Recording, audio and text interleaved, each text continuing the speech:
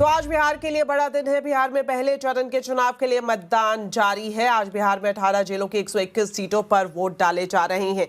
3 बजे तक बिहार में कुल प्रतिशत की बात करें तो ये 54% के आसपास है। पहले चरण में कई दिग्गज नेताओं की किस्मत दांव पर है। इनमें सम्राट चौधरी, विजय कुमार सिन्हा, तेजस्वी यादव, तेज प्रताप यादव, मंगल पांडे और खेसारी लाल यादव जैसे बड़े चेहरे शामिल हैं। बीजेपी में शामिल हुई मैथिली ठाकुर भी पहले चरण में चुनाव मैदान में लड़ रही हैं।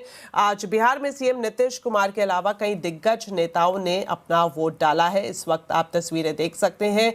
लालू यादव के अलावा राबड़ी देवी और तेजस्वी यादव ने भी मतदान किया।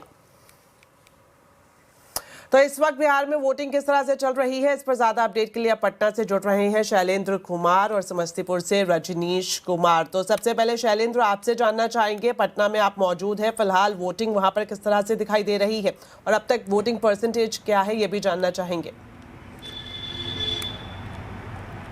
हाँ बिल्कुल, देखिए पटना में वोटिंग परसेंटेज की बात करें तो कमोबेश वोटिंग परसेंटेज अन्य जगहों से कम है, लेकिन अब चूंकि समय काफ़ी कम बचा है तो लोग अब घरों से निकल रहे हैं। शाम के तकरीबन 4 बज चुके हैं, 4 बज गए हैं और अब जो वोटिंग परसेंटेज की यदि हम बात करें तो ओवरऑल पूरे बिहार की लगभग 54% के आसपास में वोटिंग परसेंटेज है। तो वहीं यदि हम पटना की बात कर लें तो पटना में वोटिंग परसेंटेज जो है वो लगभग 48.69% बताया जा रहा है। लेकिन अब चूंकि समय अब काफ़ी कम है तो लोग आखिरी समय में भी काफ़ी घरों से निकल रहे हैं। हम जिस बूथ पर है, पटना वुमेंस कॉलेज के बूथ पर हैं और यहाँ इस वक्त भी बड़ी संख्या में लोग वोट डालने के लिए पहुँच रहे हैं। काफ़ी देर से आप लोग पहुँचे हैं वोट डालने के लिए? हाँ, मैं यहाँ पे आई हूँ, मुझे बहुत अच्छा लग रहा है। बहुत अच्छी जगह भी काफ़ी अच्छी है और अच्छा लगता है कि इस लोकतांत्रिक पर्व पर हम आए। और मैं अपील भी करती हूँ कि आप जागरूक बनिए, क्योंकि ये मौका आता है अपनी सरकार चुनने का और 5 साल में आता है, तो डेफिनेटली कि आप वोट करिए। और मुझे लगता था कि आपने जैसे बताया कि 48%, मुझे लग रहा था उससे ज़्यादा वोटिंग होना चाहिए था। एटलीस्ट कम से कम 70 से 75% वोटिंग एटलीस्ट तो होनी चाहिए। हम इतने सारे लोग क्यों इतनी कम वोटिंग होती पता नहीं। मुझे बहुत अच्छा लग रहा है, मैंने वोट किया है और मैं उम्मीद करूँगी कि हमारा बिहार और तरक्की करेगा। बिहार तरक्की कर रहा है। सो आप लोग सबको शुभकामनाएँ कि हमें एक अच्छी सरकार मिले। और मैं अपील करती हूँ कि प्लीज़ आइए, अभी भी थोड़ा टाइम बाकी है। वोटिंग परसेंटेज को बढ़ाइए, तब तो हमारा बिहार का देर से पहुँचे हैं। हाँ, वोट करना बहुत ज़रूरी है, मताधिकार का प्रयोग करना बहुत ज़रूरी है। मत जो है मान सम्मान के लिए, देश के रक्षा के लिए। आपने वोट डाल दिया? जी, मैं जनसुराज की प्रत्याशी हूँ बांकीपुर विधानसभा की और मॉर्निंग में आप वोट भी डाल दिया और अभी क्या दिख रहा है आपको? बिहार में जो सत्ता व्यवस्था परिवर्तन की जो लड़ाई छिड़ी गई थी 3 साल पहले, उसका रंग अभी से दिखना चालू हो गया है। और 4:15 बजे तक की जो न्यूज़ आई है उसमें बिहार का टोटल वोटिंग परसेंटेज 54 हुआ है, जो कि 33 और 35 के आंकड़ों से आगे नहीं आता था। तो बिल्कुल देखिए, प्रत्याशी थी जनसुराज की और बता रहे हैं कि बदलाव। और सबसे बड़ी बात है, देखिए इस तरीके से ई रिक्शा जो बुजुर्ग मतदाता हैं उनके लिए इंतजाम किया गया है, ताकि जो बुजुर्ग मतदाता हैं वो यहाँ पर पहुँच सके। चलने में तकलीफ होता है, इसलिए ये व्यवस्था ठीक है। हाँ, किसी तरह से आए हैं, इसलिए वोट देना ठीक है। सब अंदर जाने दीजिएगा, अंदर जाइए आप वोट देने। लेकिन जो व्यवस्था की गई है और खास करके आप बुजुर्ग मतदाता हैं, जागरूक मतदाता हैं, आप यहाँ तक पहुँची हैं वोट देने के लिए, चल नहीं पा रही हैं। ठीक है। हाँ, चल नहीं पाते हैं, किसी तरह से चल लेते हैं। तो देखिए यहाँ पर अलग अलग इंतजाम भी किया गया है ताकि अधिक से अधिक लोग घरों से निकलें और अपने मताधिकार का प्रयोग करें। जो सीनियर सिटीजन हैं, जो नहीं चल पाते, उनके लिए खास तौर पर ई रिक्शा का प्रबंध किया गया है ताकि वो मतदान केंद्र पर अपने घरों से जा सकें। और इस वक्त समय काफ़ी कम बचा है, तो लिहाजा बड़ी संख्या में जो लोग हैं वो अब आखिरी समय भी यहाँ पर पहुँच रहे हैं ताकि अपने मत का वो प्रयोग कर सकें। वोट डाल दिया आपने? हाँ, डाल दिया। तो शैलेंद्र, आपसे हम आगे भी जानकारी लेंगे। अब चलते हैं सीधा समस्तीपुर। रजनीश हमारे साथ लाइव जुड़े हुए हैं। तो समस्तीपुर की बात करें रजनीश, तो वहां पर वोटिंग परसेंटेज कैसा है? जिस तरह से शैलेंद्र बता रहे थे कि पटना में अभी 50% का आंकड़ा भी नहीं छू पाया है, क्या यहाँ पर रफ्तार बढ़ती हुई दिखाई दे रही है? बिल्कुल, देखिए सुबह से ही लगातार जो वोटिंग करने वाले मतदाता हैं वो कतारबद्ध नजर आ रहे हैं। शाम होने वाली है और इसके साथ साथ जो मतदाताओं का उत्साह है वो भी परवान पर है। कुछ घंटे बचे हुए हैं और कहते हैं कि अंत भला तो सब भला, और यही वजह है कि तमाम जो वोटर्स हैं वो घरों से निकलकर बूथों तक पहुंच रहे हैं। कुल 121 सीटों पर आज जो है एक तरह से वोटिंग हो रही है। पहले फेज का ये मतदान है। बड़ी चुनौती है जिला प्रशासन के लिए, और हम इस वक्त हैं समस्तीपुर जिले के कल्याणपुर विधानसभा क्षेत्र में, जो एक तरह से महेश्वर हजारी जो वर्तमान मंत्री हैं बिहार सरकार के, उनका ये क्षेत्र है और उनकी प्रतिष्ठा दांव पर लगी हुई है। इसी प्रकार से अगर मिथिलांचल की बात करेंगे, दरभंगा में भी जीवेश मिश्रा हैं जो वर्तमान में बिहार सरकार के मंत्री हैं, मदन सहनी हैं और संजय सरावगी हैं। तीन मंत्रियों की प्रतिष्ठा दांव पर है। तो समस्तीपुर में सरायरंजन से विजय कुमार चौधरी जो वर्तमान में बिहार सरकार के मंत्री हैं, वो भी चुनावी मैदान में हैं। कुल मिलाकर ये कहिए कि आज फर्स्ट फेज की वोटिंग है, ये कहीं ना कहीं बहुत कुछ तय करने वाली है। और आज जो वोटिंग परसेंटेज है उसमें भी इजाफा है। हम बात कर रहे हैं दरभंगा की। दरभंगा में वोटिंग परसेंटेज में बहुत ज़्यादा उछाल नहीं देखने को मिल रहा है। लगभग 52% अब तक वोटिंग हो चुकी है, लेकिन समस्तीपुर में लगभग 57% अब तक 3 बजे तक वोटिंग का जो आंकड़ा है वो सामने आया है। तो कहीं ना कहीं समस्तीपुर बेहतर है फिलहाल वोटिंग परसेंटेज में। और कैमरामैन मनीष से हम कहेंगे जरा उस तस्वीर को दिखाइए। आधी आबादी कि आप हम जिस तरह से देख पा रहे हैं कि इन लाइनों में महिलाओं की संख्या भी अच्छी खासी दिखाई दे रही है। अगर आप कुछ महिला वोटर्स से बातचीत कर पाए। बिल्कुल हम कोशिश करते हैं, वही तस्वीर हम दिखा रहे हैं आपको। देखिए, चाहे बुजुर्ग मतदाता हो या युवा मतदाता, सभी यहाँ पर कतारबद्ध हैं। और देखिए यहाँ पर सभी आधी आबादी हैं। क्या लग रहा है वोट करने के लिए? मतलब सुबह से अभी आई हैं आप लोग? हाँ। लेकिन वोट देंगे? अच्छा, क्या मुद्दा होगा इस बार कल्याणपुर क्षेत्र में? वो तो हम नहीं बता कुछ मुद्दा मतलब बताइए ना, मतलब कुछ सोच के आई होंगे ना। क्या देखकर वोट करना है, क्या सोचकर वोट करना है? 5 साल कैसा होने वाला है? अब तो सरकार बनेगी उसके बाद पता चलेगा। नहीं, आप विकास की बात कर सकती हैं। देखिए, ये तमाम मतदाता हैं यहाँ पर। फर्स्ट टाइम वोटर हैं आप? जी। पहली बार वोटिंग कर रही हैं? यस। तो आप तो बहुत कुछ सोच कर आई होंगी। जी। ईवीएम पर पहली बार क्लिक करेंगी ना? जी। क्या सोची है? सोचे हैं कुछ अच्छा है। नहीं, मैं कैंडिडेट के बारे में नहीं पूछ रहा हूँ। आप बताइए मुद्दा क्या है इस क्षेत्र का? बढ़िया, कुछ होगा ना, नौकरी, रोजगार, सड़क, बिजली, पानी। जी, जैसे कि पढ़ाई कर रहे हैं तो कुछ अच्छा हो आगे इसके चलते। चलिए, बहुत बहुत शुक्रिया शैलेंद्र और रजनीश। आगे भी हम आपसे अपडेट लेते रहेंगे। तो समस्तीपुर से भी सीधी तस्वीरें हमें दिखा रहे थे हमारे संवाददाता, जहां पर अब वोटिंग परसेंटेज बढ़ता हुआ दिखाई दे रहा है। तो ये तो पहले चरण की बात हुई, और अब बिहार में पहले चरण की वोटिंग के बीच दूसरे चरण के चुनाव प्रचार ने भी स्पीड पकड़ ली है। आज प्रधानमंत्री नरेंद्र मोदी ने अररिया की रैली में कांग्रेस आरजेडी पर जमकर निशाना साधा। प्रधानमंत्री ने घुसपैठी और जंगल राज का मुद्दा उठाया। उन्होंने कट्टा, क्रूरता, कटुता और कुशासन के साथ साथ करप्शन को कांग्रेस आरजेडी की पहचान बताया। बिहार में जंगल राज की सरकार 1990 से लेकर 2005 तक 15 साल ये जंगल राज ने बिहार को तबाह कर दिया।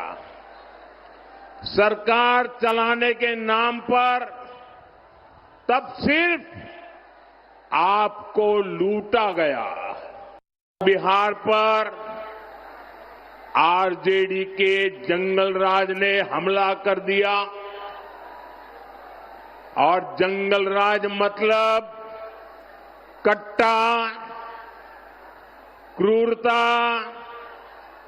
कटुता, कुसंस्कार, करप्शन और कुशासन। तो चलिए, बिहार चुनाव की स्पेशल कवरेज के बाद अब बात करते हैं शेयर बाजार की। सेंसेक्स की वीकली एक्सपायरी पर बाजार में दबाव दिखाई दिया। सेंसेक्स 148 पॉइंट गिरा, तो वहीं निफ्टी 88 पॉइंट फिसलकर बंद हुआ। Mid cap small cap shares में बिकवाली देखने को मिली। मार्केट की पूरी अपडेट अब लेते हैं कंचन नौटियाल से। तो कंचन, बताएं आज कैसा रहा बाजार का मूड? तो हफ्ते का चौथा कारोबारी दिन बाजार में डेफिनेटली एक प्रॉफिट बुकिंग का जो सिलसिला है वो आज हमें देखने को मिला है। Nifty, bank Nifty, mid cap और स्मॉल कैप यहाँ पे एक भारी बिकवाली का सामना करना पड़ा है। सेक्टर वाइज बात करी जाए तो देखिए, रियलिटी सेक्टर में आज काफ़ी ज़्यादा जो प्रेशर है वो बाउंड अप होता हुआ दिखाई दिया है। इनफैक्ट मेटल में, पीएससी में यहाँ पे भी जो बेयर्स का जोश है वो हमें हायर नोट पे दिखाई दिया है। अब बात करते हैं कि स्टॉक स्पेसिफिक एक्शन किस तरीके का रहा है। एशियन पेंट्स, यहाँ पे जो CEO बदलाव की खबर आई थी ग्रासिम ग्रासिम इंडस्ट्री के अंदर। उसके बाद एशियन पेंट्स का रुझान अच्छा खासा रहा है। रिलायंस इंडस्ट्रीज, महिंद्रा एंड महिंद्रा का जो आउटलुक है काफी शानदार। इंडिगो के नंबर्स जो आए उसके बाद यहाँ पे एक तेजी का रुख देखने को मिला है। लूजिंग साइड में बात करते हैं, ग्रासिम इंडस्ट्री सीईओ के बदलाव के चलते यहाँ पे एक डेंट पड़ा है काफी बड़ा, 6.5% का। हिंडाल्को खबरों के लिहाज से ये भी बना हुआ था। अडानी एंटरप्राइजेज और पावर ग्रिड में भी जो प्रेशर है वो लगातार जो है वो बनता हुआ नजर पड़ रहा है। मिड कैप की बात करी जाए, एस्ट्रल नंबर्स काफी पॉजिटिव थे, जिसके बाद ये रुझान है। पेटीएम नंबर्स मजबूत, नंबर्स के बाद की तेजी। पीआई इंडस्ट्री और सुंदरम फाइनेंस में करीबन 1.5% का इजाफा देखने को मिला है। लूजिंग पॉकेट में डिलीवरी, इसके बाद यहाँ पे पेन था नंबर्स में, जिसके बाद ये देखने को मिला करीब 9% की गिरावट। ABFRL यहाँ पे भी नंबर्स के बाद ये गिरावट। इंडियन होटल्स के नंबर्स, उसके बाद का ये पेन। और वोल्टास की बात करी जाए तो यहाँ पे भी जो प्रेशर है वो काफी ज्यादा हायर नोट पे गया। इनफैक्ट पूरे ही मार्केट में आज काफी ज्यादा वॉलेटिलिटी थी due to the Sensex expiry, लेकिन डेफिनेटली काफी ज्यादा हमें जो बियर्स है हायर टोन पे कामकाज करते हुए नजर आए हैं। शुक्रिया कंचन इस पूरे मार्केट अपडेट के लिए। ऑटो दिग्गज महिंद्रा एंड महिंद्रा को उम्मीद है कि जीएसटी कटौती ऑटो सेक्टर के लिए बड़ा बूस्टर है और इससे इंडस्ट्री की री-रेटिंग हो सकती है। सीएनबीसी आवाज के मैनेजिंग एडिटर अनुज सिंगल से एक्सक्लूसिव बातचीत में महिंद्रा ग्रुप के एमडी और सीईओ अनीश शाह ने ये खास बातचीत की है। जब आखिरी बार आपने बात की थी मीडिया से, तब आपने कहा था कि यहाँ से जो इंडस्ट्री आउटलुक है वो पैसेंजर व्हीकल में लो टू मिडिल सिंगल डिजिट में ग्रो करेगा, और ट्रैक्टर में आपने कहा था कि डबल डिजिट ग्रोथ के करीब आप देखते हैं। यहाँ से अब जीएसटी कट के बाद जो आपके पास एविडेंस है उसको देखकर आपको लग रहा है कि ये गाइडेंस दोनों सेक्टर्स में और ज़्यादा बढ़ा सकते हैं आगे? तो ट्रैक्टर इंडस्ट्री में हमने जो कहा था was about mid single digits. Now our guidance is low double digits for tractors. Okay. For passenger vehicles, while the overall industry will grow slower, हमारी guidance से mid to high teens growth for SUVs, और वो guidance हम maintain कर रहे हैं, which is will continue to grow low to high teens for SUVs, and that is a very healthy growth number versus where we have been.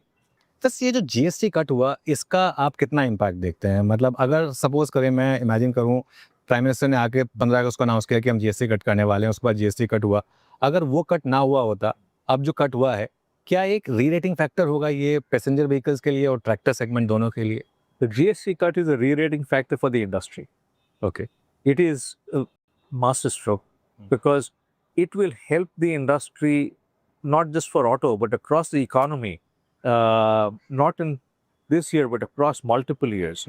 What we feel is that the foundation has been very strong, and this is something that has created a sentiment change that is taking that foundation, and we expect the industry to continue growing at a rapid pace over the next few years. चलिए